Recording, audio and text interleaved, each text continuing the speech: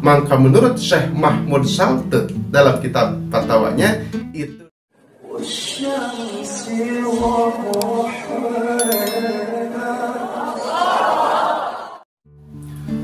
Assalamualaikum warahmatullahi wabarakatuh. Alhamdulillahirabbil alamin wassalatu wassalamu ala asyrafil anbiya'i wal mursalin sayyidina Muhammad wa ala alihi washabihi ajmain. Asyhadu an la ilaha illallah al-malikul haqqul mubin wa asyhadu anna Muhammadan abduhu wa rasuluhu as-shadiqul wa'dil amin. Allahumma shalli wa sallim wa barik ala sayyidina Muhammad wa ala ali sayyidina Muhammad wa ba'du. Fa ya ayyuhal hadirun ittaqullaha haqqa tuqatih wa la tamutunna illa wa antum muslimun. Sahabat santri, semoga kita semuanya diberi rezeki yang halal dan barokah, dan kita semuanya diberi keturunan yang soleh dan solehah. Adapun kita belum diberi keturunan, kita husnudon, kita positive thinking kepada Allah Subhanahu wa Ta'ala, kita maksimalkan dalam usahanya, optimalkan dalam usahanya, kita totalitas dan kita bertawakal kepada Allah Subhanahu wa Ta'ala, karena segala sesuatu pun itu hakikatnya yang terbaik menurut Allah Subhanahu wa Ta'ala. Sahabat santri, ketika orang berumah tangga diberi anak, itu merupakan karunia yang luar biasa, anugerah yang tiada tara, karena berumah tangga tanpa anak itu akan terasa hampa. Nah, ada yang berumah tangga yang punya anak 1, 2, 3 dan seterusnya, bahkan ada yang 13 katanya, bahkan lebih daripada itu. Alhamdulillah, itu merupakan karunia sekaligus amanah. Pertanyaannya, bagaimana kalau seseorang tidak dikaruniai anak? Nah, ketika seseorang sudah maksimal, sudah optimal, sudah totalitas, tapi masih belum dikaruniai anak, dan bahkan divonis tidak punya anak, dan sama sekali tidak akan punya anak, ada solusi. Hakikatnya dari Allah Subhanahu wa Ta'ala, bisa itu dengan cara adopsi. Apa itu adopsi? Adopsi itu adalah pengangkatan anak. Selanjutnya, bagaimana hukumnya adopsi? Nah, ini menurut para ulama yang diambil dari Al-Quran dan hadis, bahwa adopsi itu hukumnya ada 2. Yang pertama itu yang dilarang oleh Islam. Seperti apa gambarannya? Ketika seseorang mengadopsi anak, tujuannya untuk memisahkan antara si anak dan orang tuanya, sehingga timbulnya kesedihan, timbulnya sakit hati, dan lain sebagainya. Nah, gambaran adopsi seperti itu maka dilarang oleh Islam, dan itu tidak baik. Yang kedua, ada adopsi yang dianjurkan oleh Islam.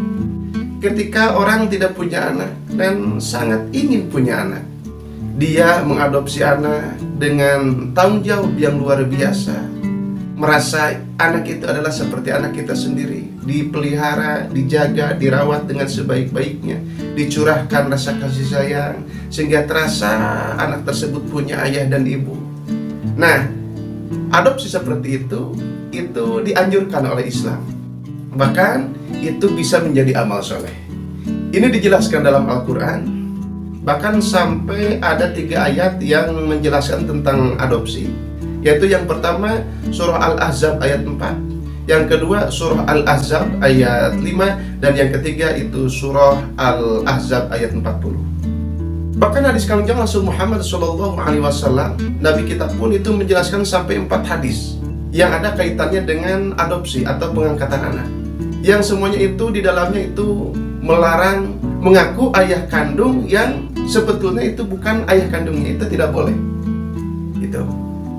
Dan dalam hadis tersebut menjelaskan bahwa ketika seorang anak itu sebaiknya disandarkan kepada ayahnya. Contoh seperti Zaid bin Harisah. Itu kan dalam keterangan itu, pertama itu Zaid bin Muhammad SAW ketika tabani, ketika pengangkatan anak. Tetapi dalam keterangan yang lain itu bagaimana? Itu sebaiknya disandarkan kepada ayahnya. Bukan lagi Zaid bin Muhammad, tetapi Zaid bin Harisah. Nah, seperti itu.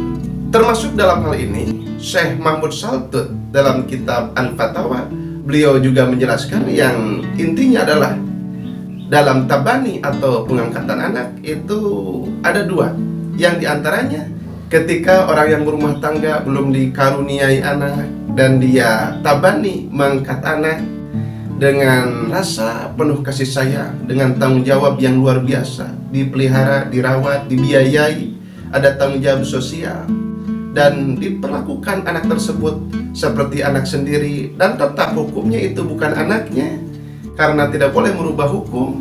Nah, bagaimana ketika tabani atau adopsi atau pengangkatan anak seperti itu? Maka menurut Syekh Mahmud Saltut dalam kitab fatwanya, itu dianjurkan oleh Islam dan itu bisa menjadi amal soleh. Jadi kesimpulannya, ketika orang yang berumah tangga sangat ingin punya anak tapi tidak dikaruniai anak, maka jangan putus asa. Ada solusi, yaitu adopsi anak atau pengangkatan anak. Tapi jangan sampai melakukan hal yang dilarang oleh Islam, tetapi ambil adopsi yang dianjurkan oleh Islam. Bagaimana gambarannya? Yaitu dia tidak merubah nasab dan agamanya, dia sangat tanggung jawab memelihara, menjaga anak tersebut, bahkan diperlakukan seperti anak sendiri, dirawat dengan luar biasa sehingga si anak tersebut merasa seperti punya ayah dan ibu. Dan gambaran adopsi seperti itu dianjurkan oleh Islam dan itu bisa menjadi amal soleh.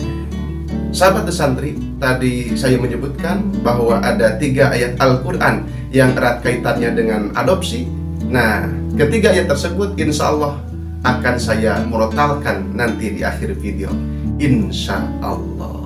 Sekian dulu, terima kasih atas segala perhatiannya. Mohon maaf atas segala kekurangan dan kesalahannya.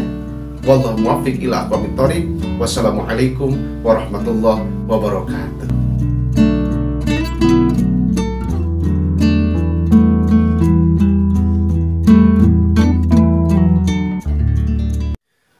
A'udzu billahi minasy syaithanir rajim.